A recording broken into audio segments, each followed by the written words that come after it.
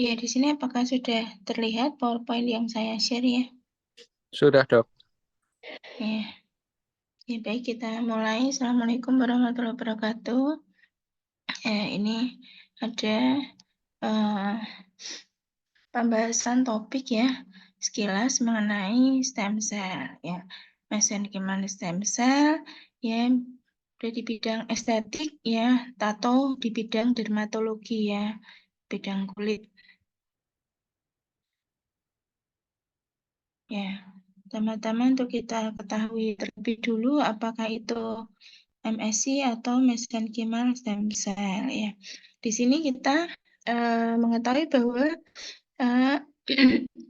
dalam kaitan ini nanti kita akan membahas lebih lanjut mengenai fungsi si mesenchymal stem cell ini pada kulitnya, mau tentang estetik atau mungkin mau tentang penyembuhan luka atau apapun yang berkaitan dengan kulit ya.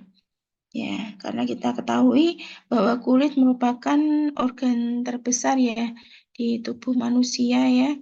Di situ kulit juga berperan sebagai pertahanan tubuh kita ya, baik dari stimulus eksternal ya, seperti infeksi, inflamasi, atau mungkin dari paparan sinar matahari, polusi ya, serta radikal bebas yang lain. Nah, di situ si kulit ini dengan adanya berbagai macam stimulus atau respon atau rangsangan dari luar eksternal ya, maka seringkali membutuhkan suatu terapi supaya kelainan di kulit ini atau fungsi kulit sebagai barrier barrier tubuh tetap berjalan sempurna ya. Tapi sayangnya beberapa terapi farmakologis di sini tidak bisa menyelesaikan masalahnya. Jadi kemudian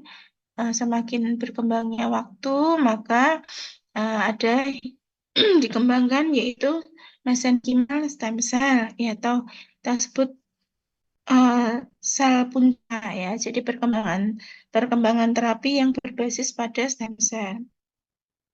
Nah, mesenchymal stem cell ini dia merupakan sel punca protropik ya, yang pada dewasa dengan kemampuan beregenerasi dan berdiferensiasi. Jadi sel punca ini dia selnya belum atau tidak terspesialisasi dan punya berpotensi untuk berkembang menjadi berbagai jenis sel spesifik yang lain yang dapat membentuk jaringan tubuh macam-macam ya, berbagai jaringan tubuh ya. Jadi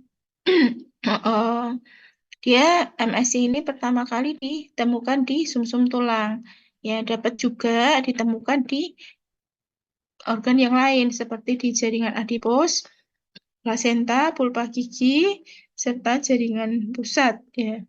Jadi si sel punca ini mempunyai dua ciri khas ya. Jadi dia mampu untuk diferensiasi menjadi sel lain ya, dan serta dia mampu untuk memperbarui atau meregenerasi dirinya sendiri. Nah, itu si ciri khas dari sel punca. Kemudian kemampuannya dia kemampuan sel punca yaitu dapat memperbarui dirinya sendiri atau self renewal ya. Kemudian tadi berdiferensiasi menjadi berbagai macam sel dari jaringan-jaringan spesifik ya, dia nempel di katakan dia nempel di sel jantung, dia akan menjadi sel-sel jantung, menyusun atau jantung seperti itu. Nempel di sel hati, maka dia akan berdiferensiasi menjadi sel-sel hati yang menyusun organ hati seperti itu.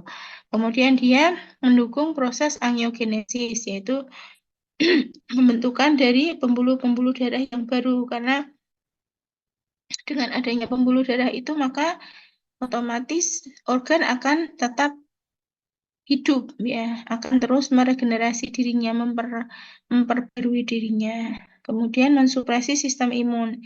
Jadi menekan sistem imun. Kadang ada suatu kelainan di kulit di mana dia menyerang pada organnya sendiri. Itu kita sebut dengan autoimun ya. Jadi menyerang sistem tubuhnya sendiri. Nah, seperti itu bisa si mesenchymal stem cell ini dia mampu untuk mensupresi sistem imun tersebut. Kemudian mensekresi dan remodeling matriks ekstraseluler. Jadi matriks ekstraseluler jika didapatkan di kulit ya, itu contohnya seperti kolagen, elastin, fibroblast ya, dia dijumpai di lapisan dermis kulit. Ya, di situ dengan seiring berjalannya waktu si matriks ekstraseluler itu akan mengalami regenerasi, akan mengalami fragmentasi, jadi pemecahan. Akibatnya nanti pada usia tua si matriks ini sudah tidak kuat lagi, kolagennya sudah berkurang, elastin berkurang, ya otomatis akan terjadi kulitnya kendur, menuat, timbul keriput, segala macam gitu ya. Jadi si MSC ini mempunyai kemampuan untuk mensekresi dan meremodeling. Kemudian memiliki efek reparatif, regeneratif, dan imunomodulasi. Ya. Jadi dia dapat memperbaiki. Jadi kalau ada sel yang rusak, maka dapat diperbaiki oleh si mesenchymal stem cell itu. Kemudian, ya ini tadi ya, si definisi mesenchymal stem cell skeleton. Jadi menurut kriteria dari International Society of Cell Therapy atau SCT ini untuk mesenchymal stem cell, dia sifatnya adalah plastic adherent pada kondisi kultur standar ya. Kemudian juga dia mengekspresikan molekul permukaan CD73, CD90, dan seterusnya, tapi tanpa ekspresi dari CD34, 45, HLA-DS, CD14 ya, pada analisis dari FACS. Kemudian dia mampu berdiferensiasi menjadi sel-sel osteoblast, adiposit, dan kondroblast secara in vitro. Ya. Kemudian komponen dari mesenchymal stem cell ya, itu ada dua fraksi ya. Ada fraksi terlarut dan ada fraksi vesikuler. Di mana fraksi terlarut contohnya seperti protein ya dan faktor-faktor soluble seperti sitokain. Sitokain itu berperan untuk proses imunomodulasi. Jadi untuk sistem pertahanan imun kita ya. Ya, sitokain itu bisa meliputi tumor growth factor beta atau TGF beta, MMP, matriks metaloproteinase ya. Kemudian chemokine ligand itu ya. Jadi dia berperan penting untuk mengaktifasi dari sel-sel imun, ya, sel T ya. Kemudian juga ada fraksi vesikuler ya, di vesikel. Kemudian jadi meskipun memiliki fenotip yang sama dan menunjukkan potensi regeneratif, tapi karakteristik skeleton ini dari masing-masing populasi MSC diperkirakan bervariasi.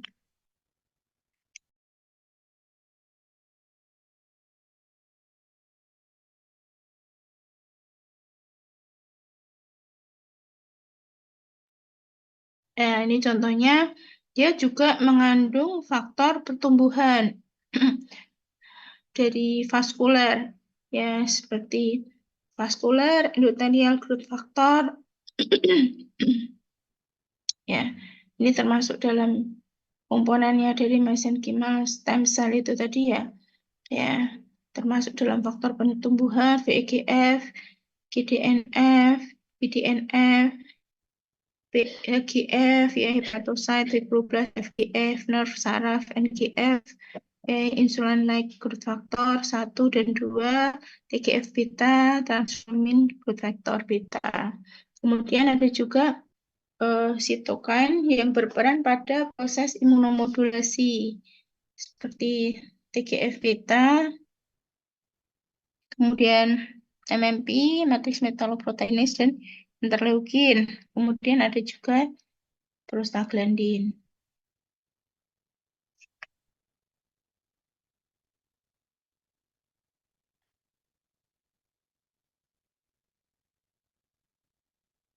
Nah, kemudian di sini kita bisa tahu bahwa si mesenchymal stem cell ini dia mensekresikan faktor-faktor trofik yang berperan dalam proses regenerasi dan reparasi jaringan yang rusak.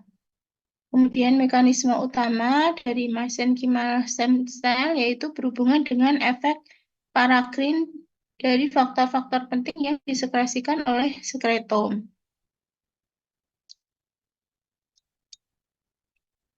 Kemudian dia dapat diisolasi ya dari berbagai macam jaringan ya. Jadi jaringan-jaringan tersebut dia juga mengandung ya stem cell ya seperti otot rangka, jaringan adipos, membran sinovial,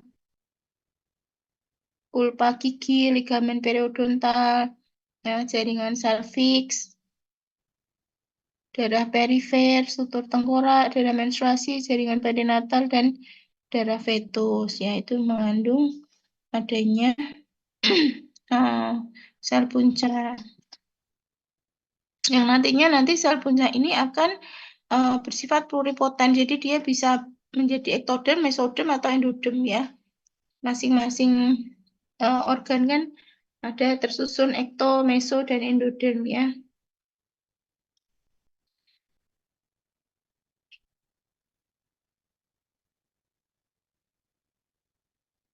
Kemudian ada juga disebut yang tadi ya. Jadi kalau sekretom itu dikenal sebagai condition medium. Jadi dia merupakan suatu media yang terkondisi ya. Media yang dikondisikan lah ya, di mana sel punca itu akan dibiarkan selama beberapa hari untuk menghasilkan protein, lipid, asam nukleat, dan eksosom. Kandungan dari condition medium itu sangat bergantung pada jenis sel yang dikultur dan kondisi pada saat dikultur. Ya, kemudian ada lagi yang disebut dengan eksosom. Nah, eksosom ini merupakan vesikel membran kecil yang diskresikan oleh si sel tersebut untuk memediasi komunikasi antar sel dengan konten molekul tertentu. Ya, sama halnya dengan condition medium, ya, konten dari eksosom itu juga sangat terpengaruh dengan kondisi dari dan jenis sel pada saat dikultur. Nah, eksosom ini nanti akan dijelaskan lebih mendetail lagi nanti di akhir ini ya. Di akhir pembahasan mengenai sekretom terlebih dulu. Nah, jadi sekretom ini diketahui sebagai molekul aktif ya. Molekul aktif, molekul bioaktif yang disekresikan oleh mesenchymal stem cell ya pada media kultur ya dan mengandung berbagai macam faktor. Makromolecular pertumbuhan, sitokin, makromolekul, mikrovesikel, dan eksosom tadi ya, yang dapat menstimulasi berbagai jenis reaksi biologis. Ya, jadi kandungan si sekretom itu ada selain faktor pertumbuhan, sitokin tadi udah jelaskan, kemudian ada juga eksosom tadi ya. Kemudian dia memiliki potensi yang sangat besar dalam bidang perbaikan jaringan dan kedokteran regeneratif. Tuh.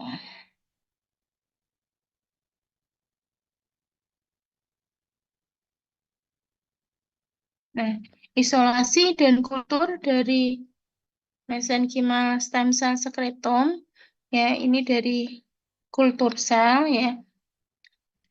Dari kultur sel pertama dilakukan kultur sel terlebih dulu, kemudian media pertumbuhan ya. Biasanya media pertumbuhan ini mengandung berbagai macam faktor-faktor eksogen ya disuplementasi supaya si selnya itu tetap tumbuh ya. Ya, media pertumbuhan itu dipisahkan dan dilakukan cell washing ya. Kemudian inkubasi sel selama 24-48 jam di dalam media bebas serum yang ditambahkan dengan antibiotik atau disebut sebagai periode kondisionalisasi. Ya. Kemudian eh, akan dilepaskan faktor-faktor ya. Faktor-faktor yang hanya faktor yang dilepaskan oleh sel sekretom ya, itu yang diambil. Kemudian pada akhirnya akan disimpan di suhu minus 80 ya. Minus 80 derajat Celcius setelah dibekukan ya untuk mempertahankan sifat biologisnya. Jadi dia bisa bertahan lama. Ya.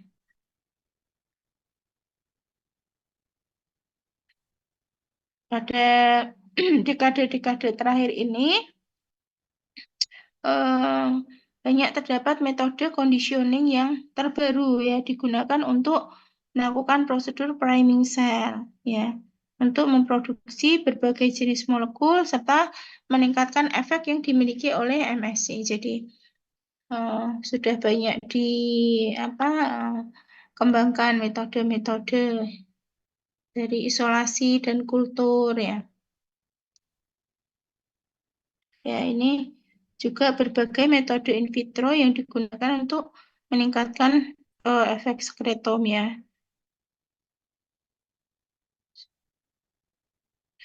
Ya, jadi ada molecular priming ya. Jadi dengan menggunakan FGF, interleukin 1, jadi diharapkan nanti akan jadi peningkatan GCSF, VEGF, interleukin 6, VEGF gitu. Terus kemudian dengan metode hipoksik ya, hipoksik preconditioning ya, itu bisa ditiadakan serumnya, itu juga fungsinya untuk meningkatkan HGF, 2 HGF, IGF, TGF beta, VEGF. Kemudian dengan tissue engineering membuat kultur 3D ya, jadi kultur sel 3 dimensi. Ya, itu juga untuk meningkatkan FGF, HGF, matriks metaloproteinis ya dan seterusnya. Kemudian komposisi dari growth medium, dari medium pertumbuhan selnya itu dimodifikasi ya, isinya ya. Kemudian ada ischemic brain extract untuk meningkatkan BDNF, HGF, interleukin 6, NGF itu ya. Kemudian mekanisme dan fungsi dari mesenkimal stem cell sekretom ya, itu untuk aktivitas imunomodulasi dan antiinflamasi. Nah, mesenkimal stem cell ini dia dapat mempengaruhi proliferasi, aktivasi, dan fungsi dari sel imun. Ya. Jadi dari penelitian hewan coba menunjukkan bahwa MSC itu memiliki efek supresif, ya, baik pada imunitas bawaan maupun adaptif. Ya. Secara umum, MSC ini merupakan gabungan dari berbagai faktor bioaktif ya, dan telah terbukti memiliki efek antiinflamasi. Ya. Efek ini merupakan interaksi antara sel imun dan sitokain yang disekresi oleh mesenkimal stem cell. Ya. Jadi kondisi di mana MSC ini memiliki potensi terapi yang bagus ya, itu bisa diaplikasikan pada berbagai macam penyakit ya. Ada penyakit graft versus host disease ya, GVHD, kemudian kelainan autoimun dan inflamasi seperti lupus eritematosus sistemik, diabetes mellitus tipe 1 ya, sklerosis multiple dan disease ya. Nah, kemudian ada juga efek antiinflamasi ya. Dia juga dimediasi oleh beberapa molekul imunoregulator ya yang sifatnya soluble ya. Kemudian ada aktivitas anti apoptosis juga ya. Jadi aktivitas anti apoptosis itu di mana skeleton akan melindungi sel-sel fibroblast kulit dari apoptosis.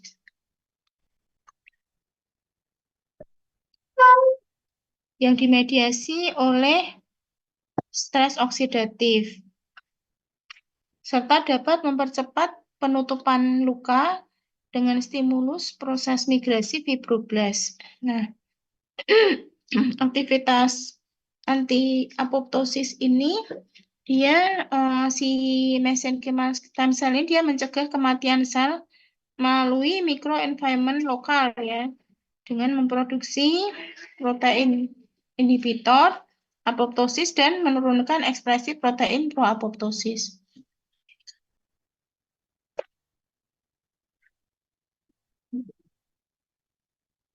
Kemudian ya yang berikutnya adalah sebagai penyembuhan luka dan perbaikan jaringan ya, di mana faktor-faktor pertumbuhan yang terkandung di dalam mesenchymal stem cell skeleton ini dia akan turut berperan dalam proses regenerasi jaringan yang rusak.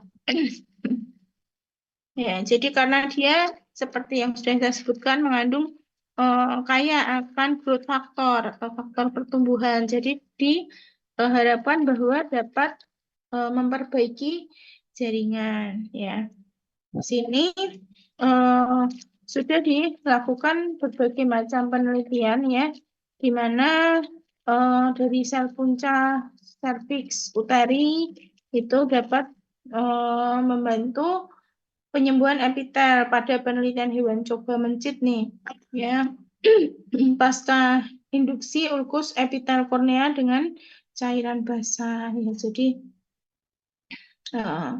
sudah menunjukkan adanya beberapa studi ya.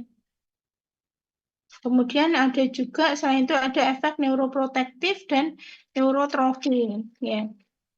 Ya, neuroprotektif itu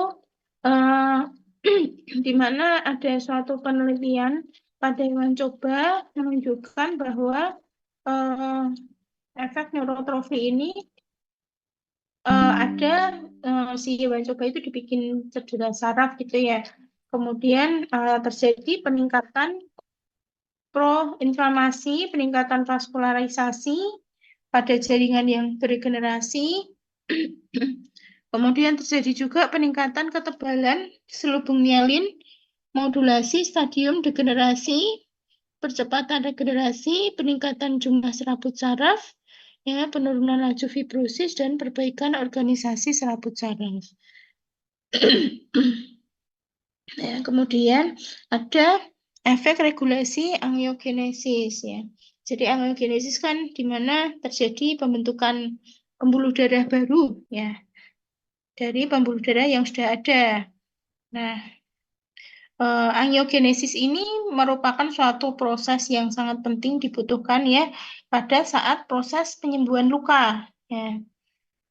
Nah, ini di sini juga dia dapat memperbaiki si MSI itu tadi ya. Itu sudah banyak dicobakan pada hewan coba dengan iskemi otak atau stroke ya, infak miokard, neurogenic bladder ya, penyakit arteri perifer dan inkontinensia urin.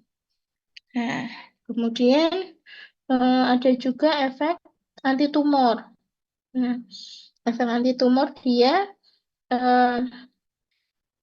MS ini dia pada dasarnya dia akan mengaruhi sel-sel kanker, baik melalui efek tidak langsung maupun efek langsung, di mana efek tidak langsung dia akan melalui efek modulasi mesenchymal stem cell terhadap tumor.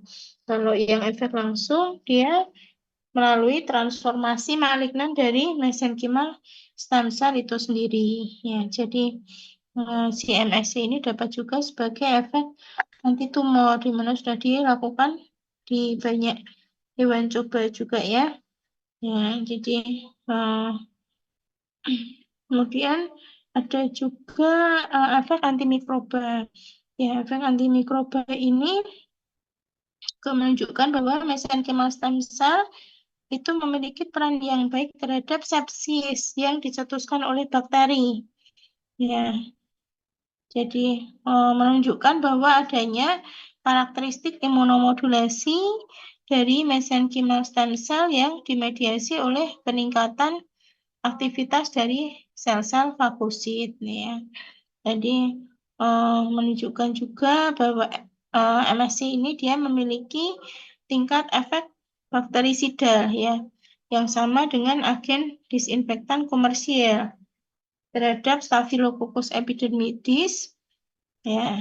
Kemudian juga ada menunjukkan ada berapa molekul di kandungan MSC itu tadi yang memiliki efek antibakteri seperti chemokine CXCL 10, 8, 1, 6, 20, dan 5.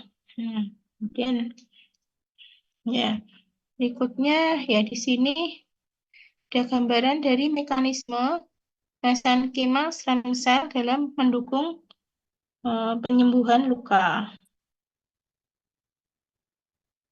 Ya, dari gambaran sini bisa dilihat mekanisme dari MSC itu tadi ya, dari melalui mekanisme mempercepat proses revitalisasi ya. Kemudian juga ada proses meningkatkan matriks ekstraseluler produksinya dan remodelingnya. Kemudian juga ada melalui mekanisme antiinflamasi atau imunomodulasi. Kemudian ada juga melalui mekanisme proangiogenesis. Ya.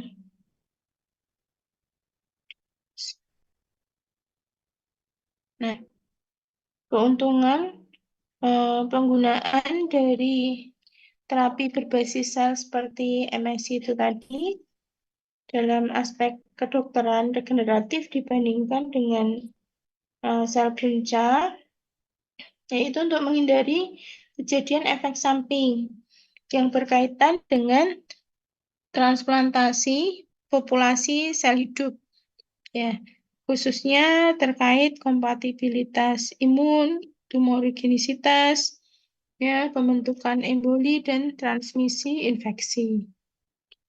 Kemudian juga dia dapat dievaluasi, ya.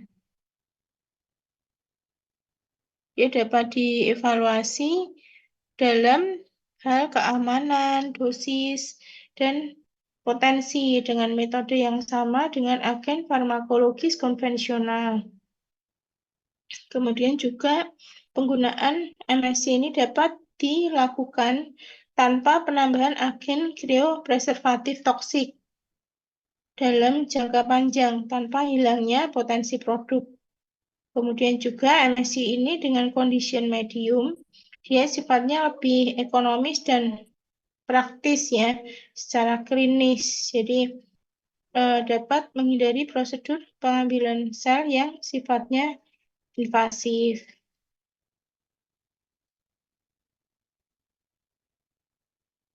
Kemudian MSC ini dapat diproduksi secara massal. Jadi memungkinkan untuk dilakukan melalui prosedur laboratorium, ya, sehingga dapat menyediakan sumber faktor bioaktif.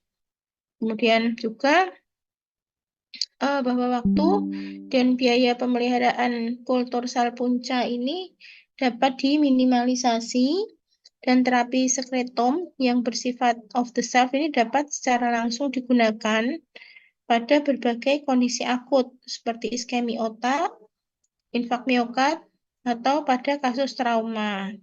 Ya, Kemudian produk MS ini juga dapat dimodifikasi sesuai dengan efek spesifik dari sel yang diinginkan.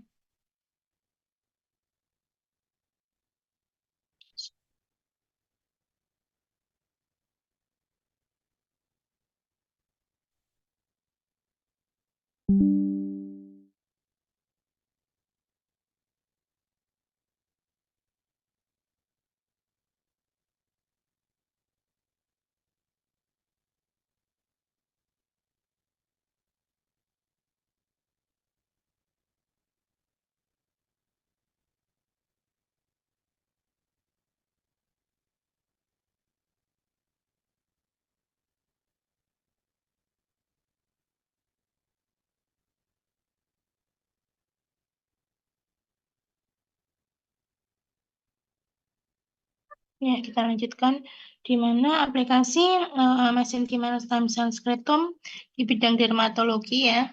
Di situ ada di dalamnya juga di bidang estetik. Ya, untuk kecantikan juga ada masuk di situ. Ya, di bidang penyakit kulit juga ada. Nah, ini ada untuk penyembuhan luka, luka bakar, parut hipertrofi dan keloid, reperfusi flap dan graft, restorasi rambut, peremajaan kulit, penyakit inflamasi kulit, fotoproteksi, serta fungsi yang lain. Nah, ini untuk penyembuhan luka.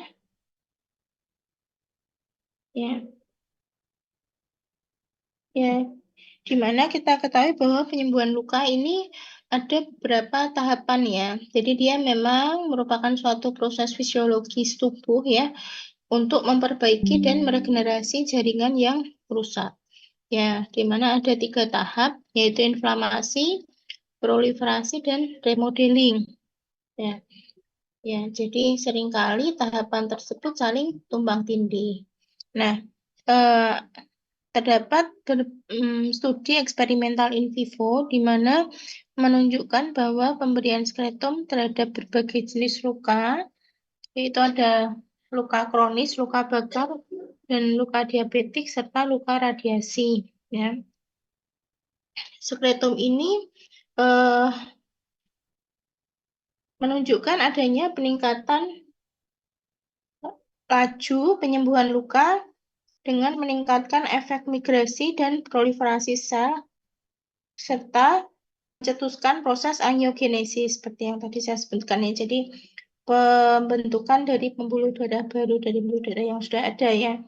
Kemudian reepitelisasi, neovaskularisasi, pembentukan pembuluh darah baru juga ya, dan deposisi kolagen.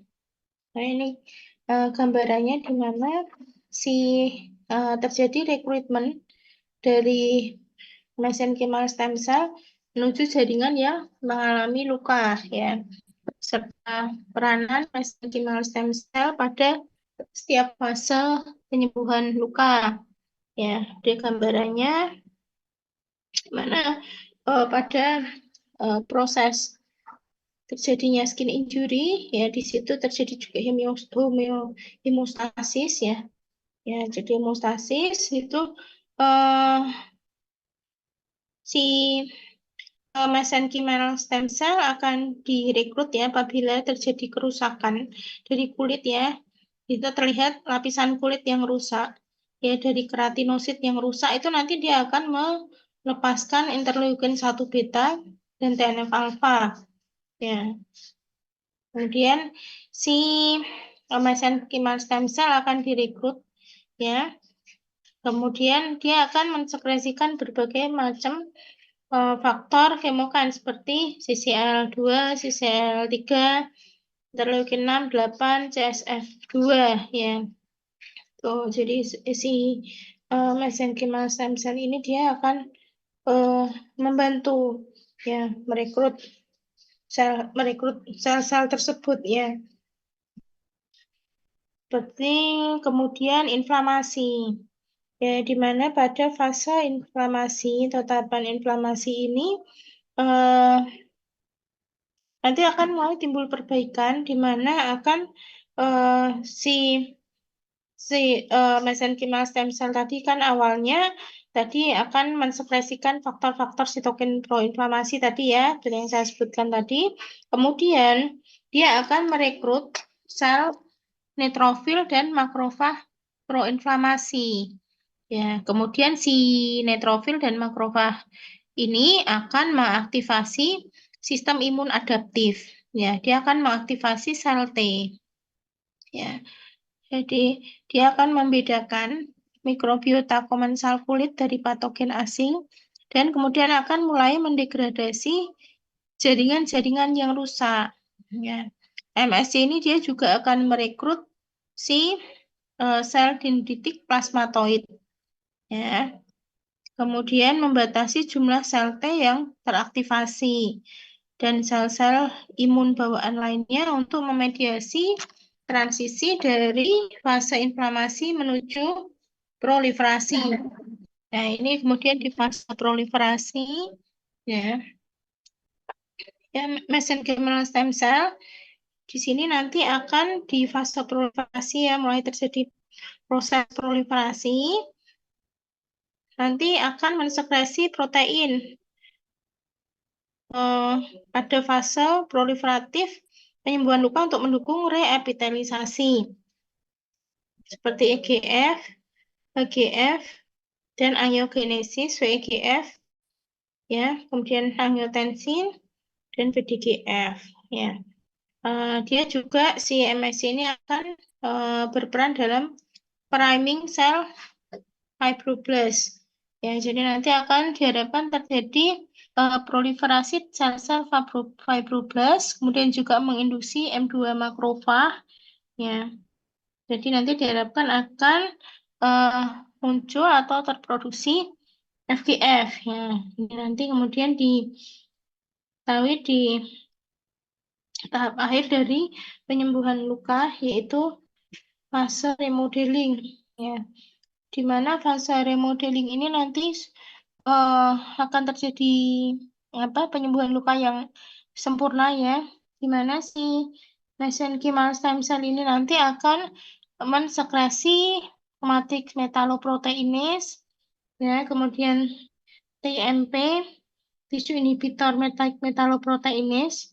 Ya, jadi si matrix metaloproteinase nanti dia akan berfungsi untuk menginduksi deposisi matriks ya. Sedangkan TIMP untuk mencegah deposisi protein matriks ekstraseluler. Jadi penting untuk terjadinya penyembuhan luka tanpa pembentukan jaringan parut. Ya. Kemudian juga ada diharapkan bahwa si MSC akan menghambat pembentukan parut hipertrofi.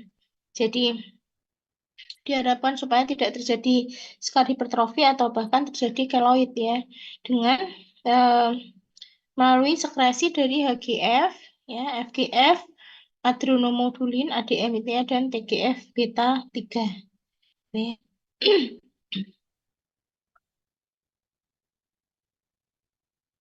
Kemudian fungsinya pada luka bakar, mana eksosom turunan dari MSC memiliki peranan penting pada fase inflamasi.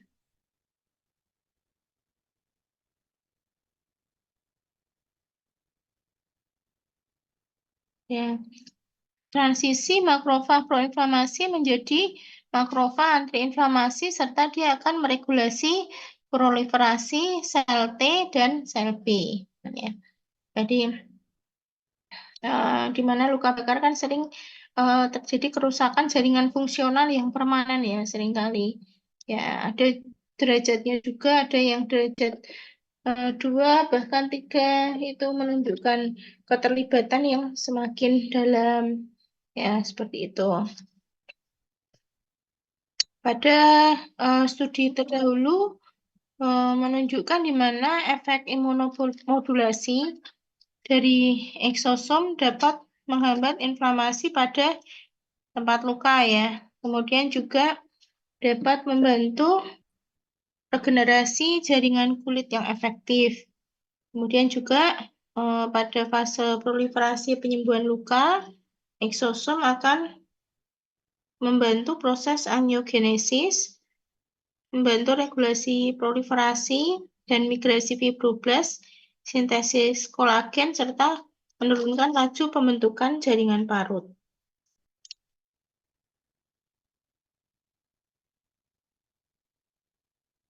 Jadi si sel punca ini diharapkan dapat sebagai tata laksana dari luka bakar karena sel punca ini memiliki kemampuan untuk mensekresi faktor pertumbuhan dengan laju yang stabil, ya, berespon terhadap stimulus lokal serta mempengaruhi lingkungan di sekitar luka untuk mendukung proses penyembuhan.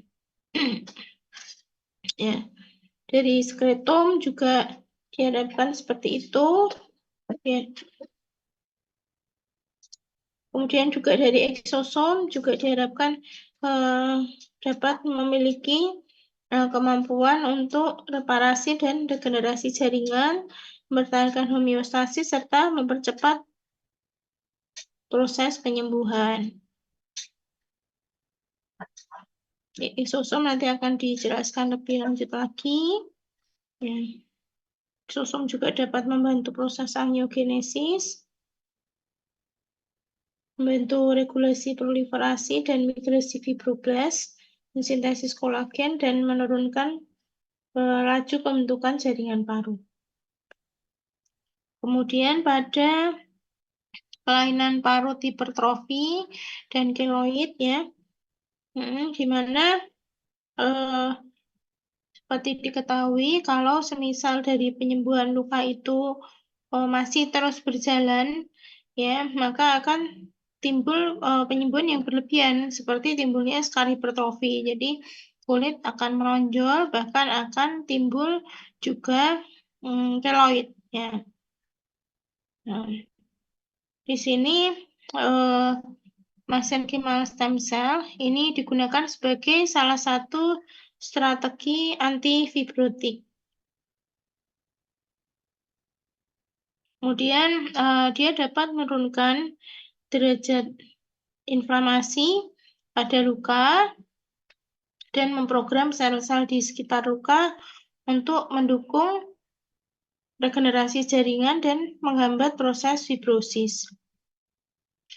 MSC ini dia juga dapat mempengaruhi sel host, ya, dan meregulasi stem cell bisa melalui mekanisme diferensiasi dan atau pensinyalan parakrin.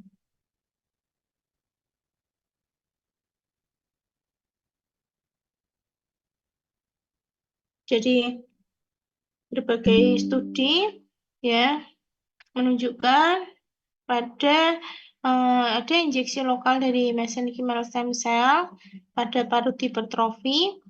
Ini dapat mencegah infiltrasi sel CD45 dan CD3. Ya, kemudian injeksi mesenchymal stem cell juga dapat meningkatkan ekspresi TSG6, enzim nitric oxide sintase, kemudian IDO, enzim sikloksigenase 2, dan interleukin 10 pada skar hipertrofi.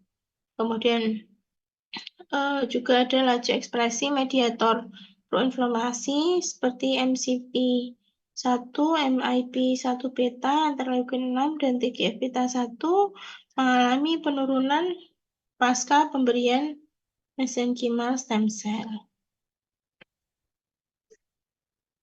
Kemudian reperfusi flap dan graft, ya.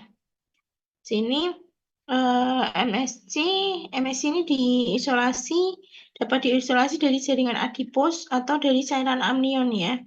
Nah, efek dari MSC pada lapisan subkutan antara flap dengan bed dari flap, ya, dia menunjukkan bahwa terdapat perbaikan pemulihan skin flap, kemudian juga dia dapat mengurangi area nekrotik dan meningkatkan pertumbuhan rambut dan stimulasi angiogenesis lebih tinggi dibandingkan dengan kontrol. Ya. MSC ini bisa diaplikasikan topikal pada luka iskemik flap, ya. pada suatu hewan percobaan pada mencit, ya. Dan dia akan mempercepat penutupan luka iskemi flat 50% lebih cepat dibandingkan dengan kelompok kontrol. Ada juga dengan MSG yang diteliti pada skin allograft dengan pemberian injeksi intravena, ya, dibandingkan dengan kelompok placebo, di mana MSG ini dia terbukti meningkatkan laju kesintasan skin allograft. Ya. Kemudian juga ada eksosom. Nah, eksosom dari sel punca juga dapat meningkatkan pembentukan tube atau migrasi sel endotel vena umbilicus pada manusia. Nah, di sini disebutkan juga bahwa eksosom juga dapat meningkatkan vaskularisasi, neovaskularisasi, ya, bentukan darah baru yang meningkat pada cedera iskemik atau reperfusi, dan dapat meningkatkan perfusi jaringan dan meningkatkan jumlah pembuluh darah mikro. Kemudian, ya, ini ya, pada skin allograft dengan injeksi intravena tadi, kemudian juga eksosom, ya. Kemudian restorasi rambut. Restorasi rambut di mana dapat uji preklinis injeksi mesenchymal stem cell skeletum subkutan. Nah, di sini dapat memicu pertumbuhan rambut yang lebih baik dibandingkan agen yang lain, ya. Ya, di mana juga terjadi peningkatan massa rambut, ya, dibandingkan kontrol. Kemudian MSC ini dia menstimulasi pertumbuhan rambut dengan mendukung proliferasi dari sel papila dermis, mempercepat transisi fase telogen menuju anagen, dan mendukung proses neovaskularisasi.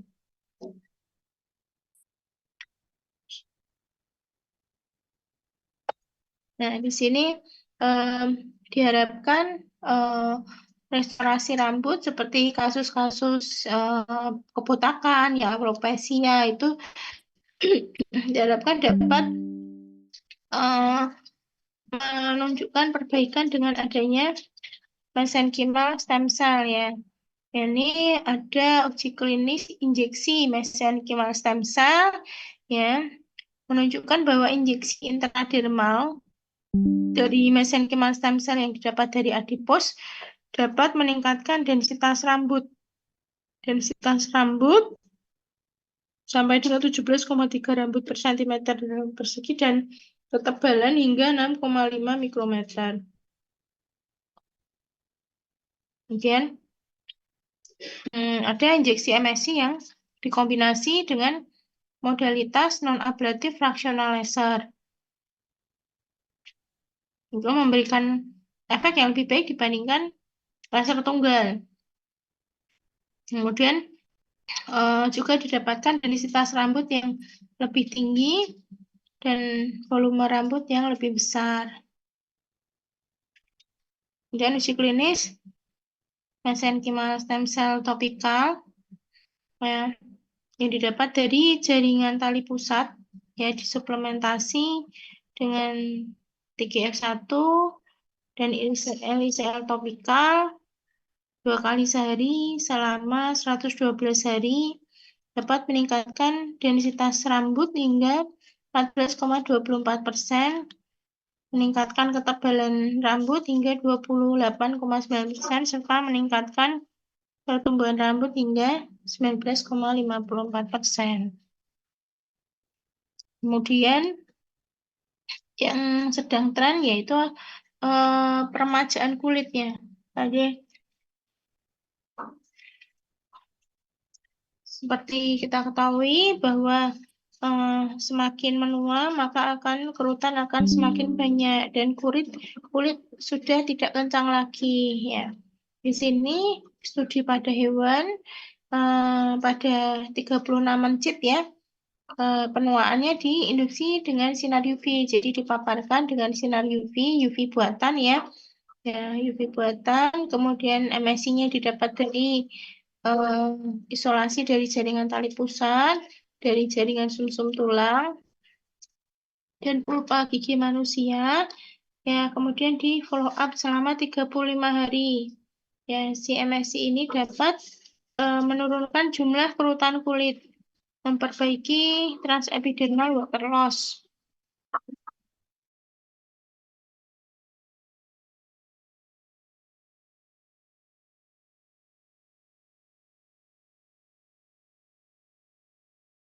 Serta hidrasi stratum corneum dan meningkatkan serabut kolagen dibandingkan dengan kelompok kontrol ya.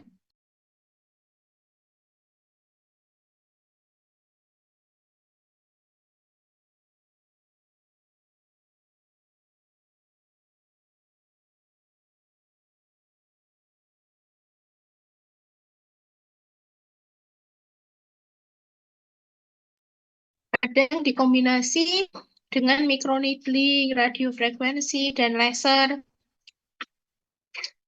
Kombinasi ini jelas lebih bagus dibandingkan dari treatment tunggal ya. Jadi bagus untuk kerutan kulit ya, untuk menyamarkan pori dan kerutan, kemudian meningkatkan stratum corneum, penurunan transepidermal water loss, eritem, serta melanin. Kemudian juga kalau dilihat secara histologisnya juga terjadi peningkatan densitas dari kulit. Jadi kulit tampak lebih kencang kembali secara gambaran klinisnya ya. Kemudian juga si mesenchymal stem cell ini dapat menunjukkan adanya penurunan indeks melanin.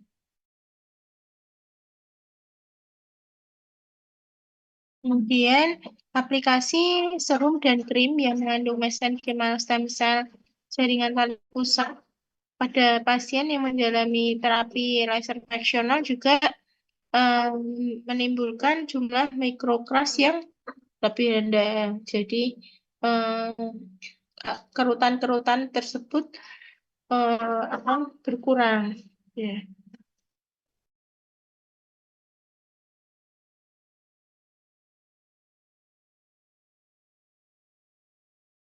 Kemudian pada bekas jerawat juga ya, pada bekas jerawat itu mesenchymal stem cell secara topikal ya, setelah terapi laser ya, terjadi penurunan volume jaringan parut yang lebih besar dibandingkan kontrol.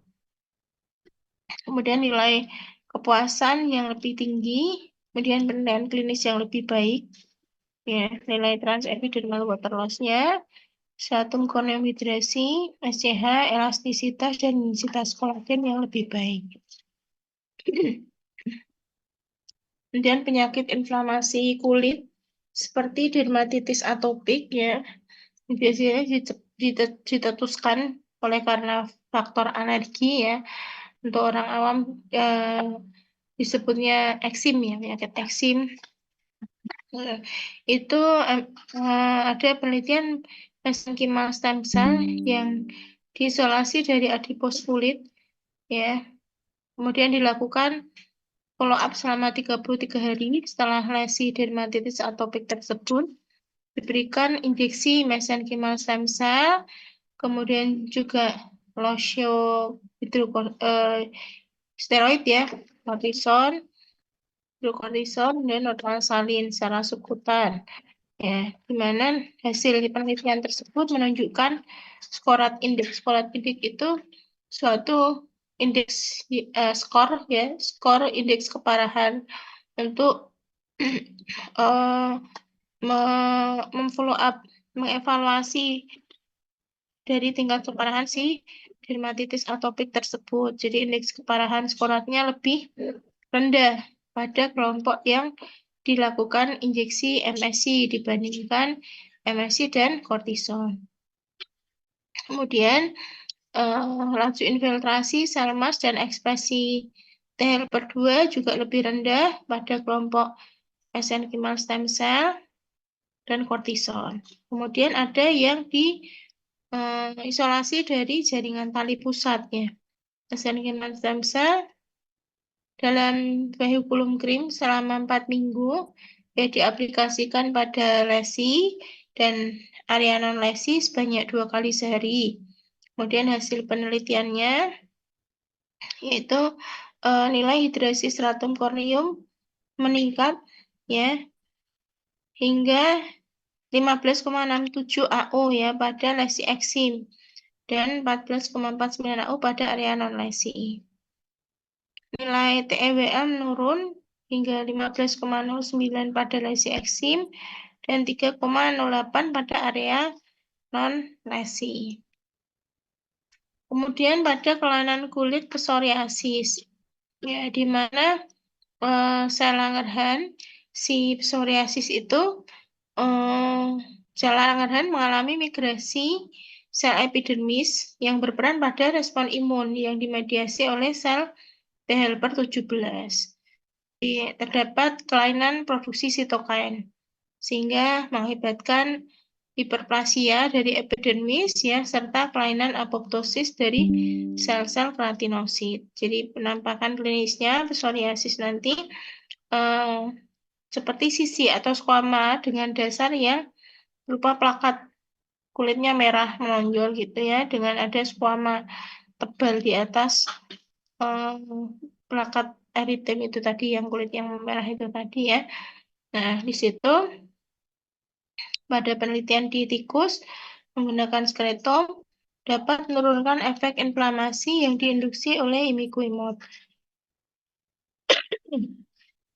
Kemudian skletom menurunkan skor psoriasis pada tikus ya dengan psoriasis melalui inhibisi maturasi dan aktivasi sel dendritik dan interleukin 17 pada Hackett cell. Hackett itu nama suatu sel ya. Sel dari immortalized keratinosit ya. Kemudian studi pada manusia, pada laki-laki usia 38 tahun, diberikan mesenchymal stem cell dari adipos manusia, topikal ya, secara topikal 1 kali sehari dan di follow up selama 1 bulan. Maka jumlah plak psoriasis mengalami penurunan dan skornya juga menurun. PSSI itu skornya psoriasis scalp severity index untuk tingkat keparahan dari psoriasisnya. Kemudian tidak didapatkan episode relapse atau kejadian efek samping pada follow up 6 bulan.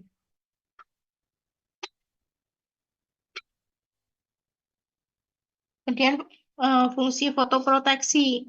Fungsi fotoproteksi ini di mana pada studi terdahulu pada in vitro dari sel kulit ya dilakukan untuk melihat aktivitas proliferasi penahan sel dan apoptosis sel pada reaktif oksigen spesies intraseluler serta CPD assay ya di mana sekretum sel punca jaringan adipos ini meningkatkan proliferasi sel, menurunkan jumlah sel yang mengalami penuaan dan apoptosis yang ditandai dengan penurunan fase sub G1, meningkatkan sintesis kolagen, serta menghambat produksi MMP1 pada HDR. Kemudian mesenchymal stem cell dari jaringan tali pusat menurunkan kadar reaktif oksigen spesies intraseluler, serta menurunkan produksi CPD tadi secara in vitro ya.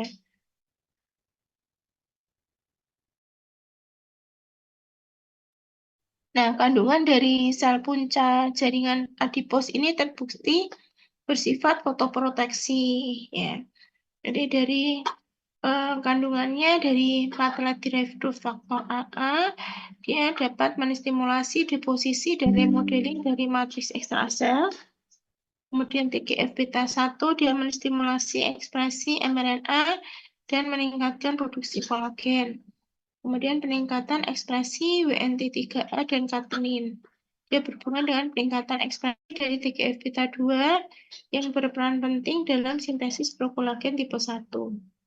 Ya, studi lain pada mencit juga yang dipaparkan dengan sinar UV, ya UVB, terjadi penurunan jumlah kerutan dan tingkat stres pada kulit dan perbaiki hidrasi kulit Kemudian meningkatkan laju sintesis kolagen, ya, dilihat dari analisis Mason trichome tuh pengecatan untuk kolagen itu namanya ya.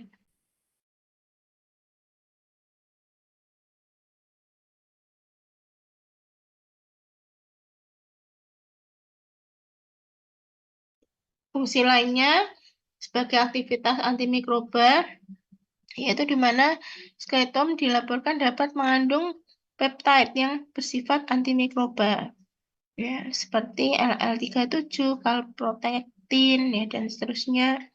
Dan skeleton dari jaringan adiposa ini dia memiliki kemampuan untuk mensupresi pertumbuhan dari Staphylococcus aureus melalui peningkatan aktivitas katalisidin. Kemudian juga penelitian menunjukkan bahwa skeleton dapat menghambat pertumbuhan bakteri gram positif, yaitu Staphylococcus aureus ya, dan gram negatif E. coli melalui produksi faktor-faktor yang dapat mengaruhi membran sel bakteri. Dan keterbatasan MSCS, yaitu karakterisasi skeleton, identifikasi dan karakterisasi seluruh biomolekul yang menyusun skeleton ini sangat sulit dilakukan ya. Jadi perlu dilakukan penelitian lanjut ya.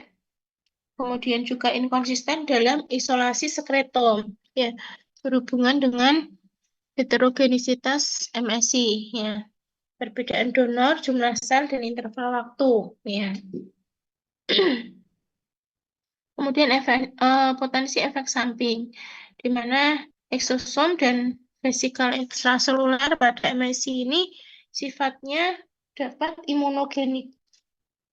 Ya. Kemudian skeleton berpotensi menurunkan efek dari sistem imun yang dapat meningkatkan risiko infeksi, imunodefisiensi, serta pertumbuhan tumor. Ya. Kemudian juga keterbatasan dari sumber skeleton dan instabilitas komponen. Ya, jadi banyak jumlah yang diperlukan, ya, hubungannya dengan biaya yang mahal ya. Juga instabilitas dari skeleton ya, yang pendek. Kemudian tadi singgung sedikit mengenai eksosom ya.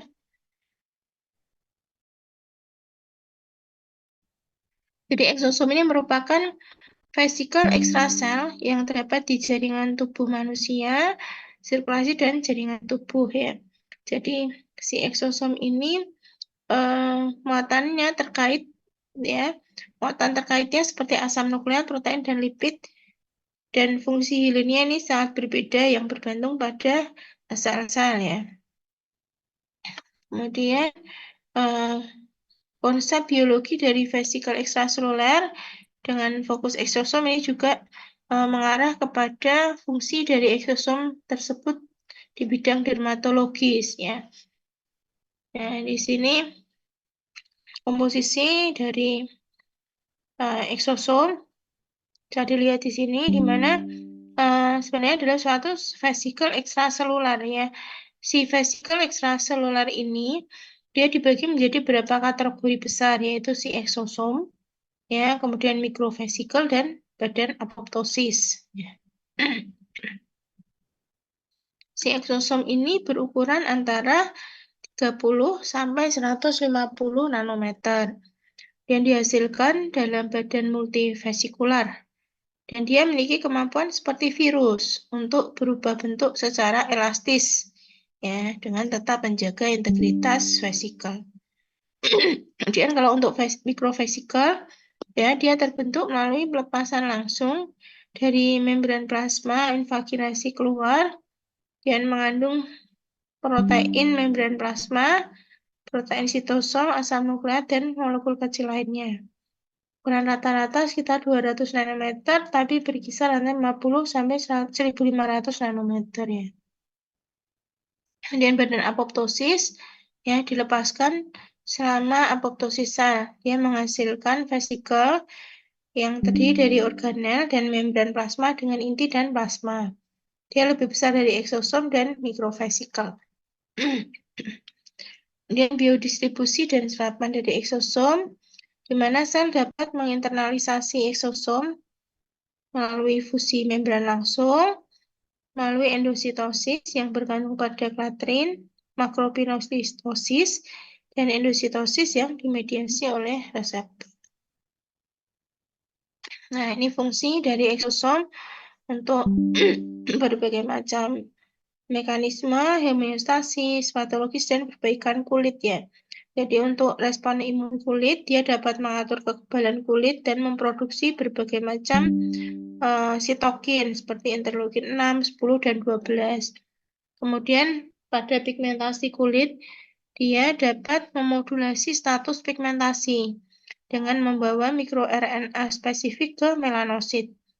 Kemudian karsinoma sel Merkel, dia merupakan biomarker prognostik dan diagnostik. Kemudian juga pada penyakit psoriasis juga dapat digunakan eksosom. Ya, eksosom sel induk dalam perbaikan dan regenerasi kulit ya merupakan efektor utama dari sirkulasi PPMC. Jadi merupakan komponen biologis utama dari sekretom PPMC, yaitu sel yang diradiasi dan non-radiasi yang meningkatkan mobilitas sel. Nah, skeleton PPMC yang diradiasi mengandung gen yang diekspresikan berbeda yang terlibat dalam jalur angiogenesis dan proregenerasi.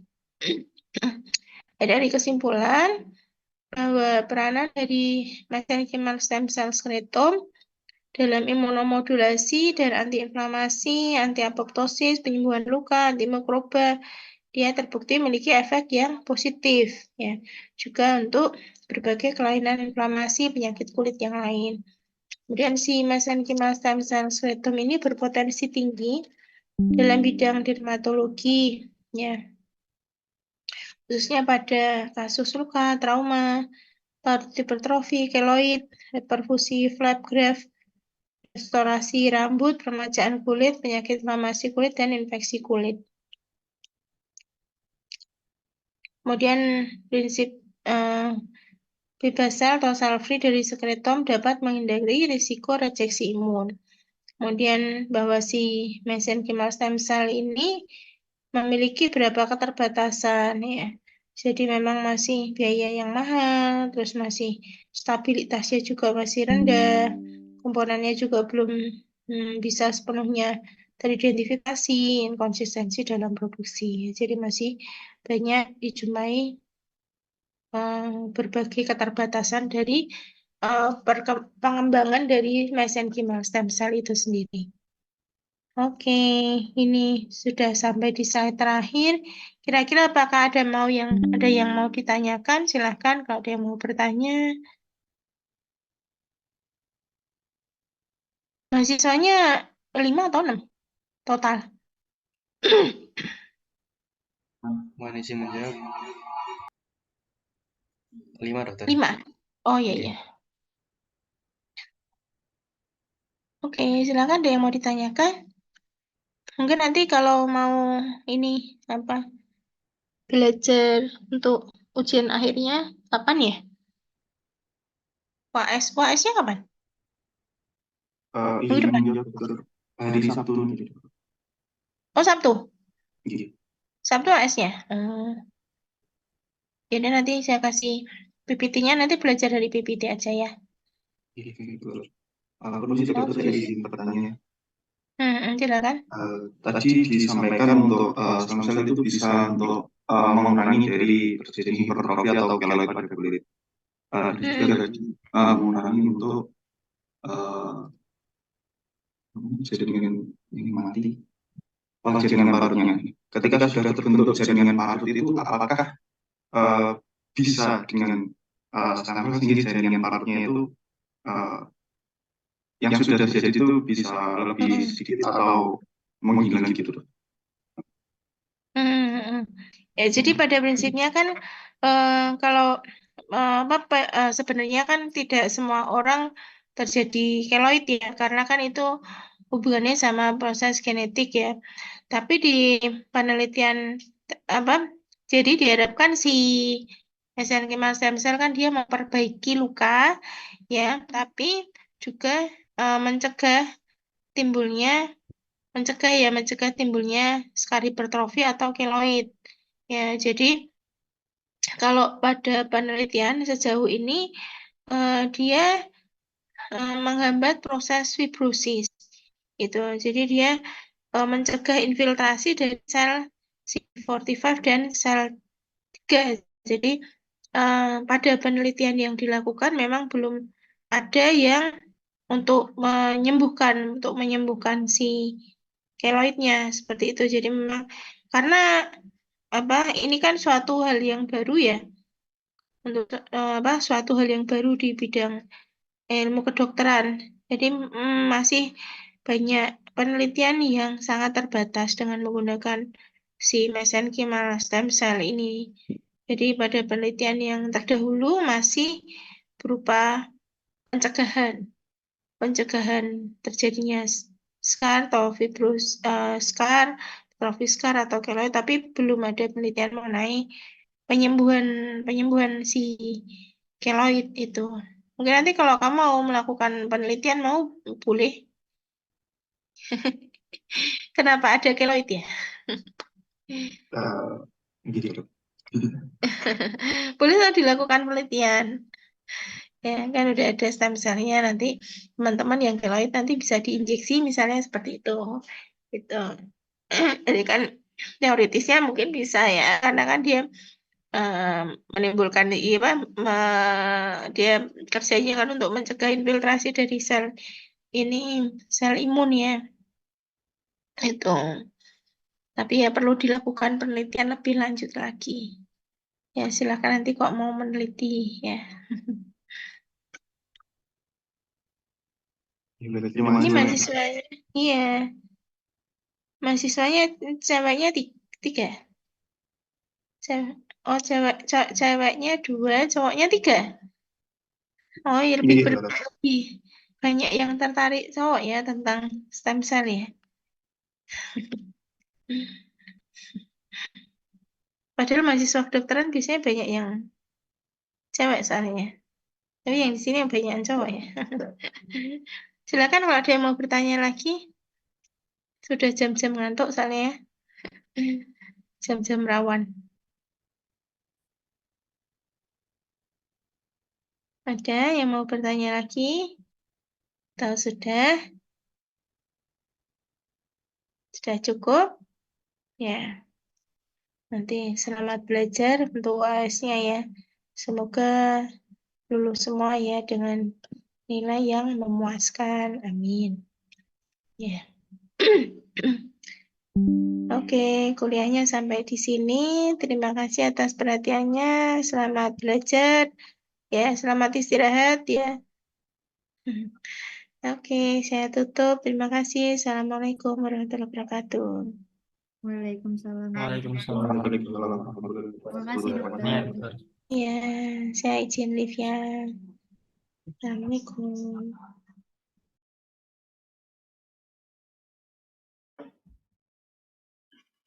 Oke, terima kasih teman.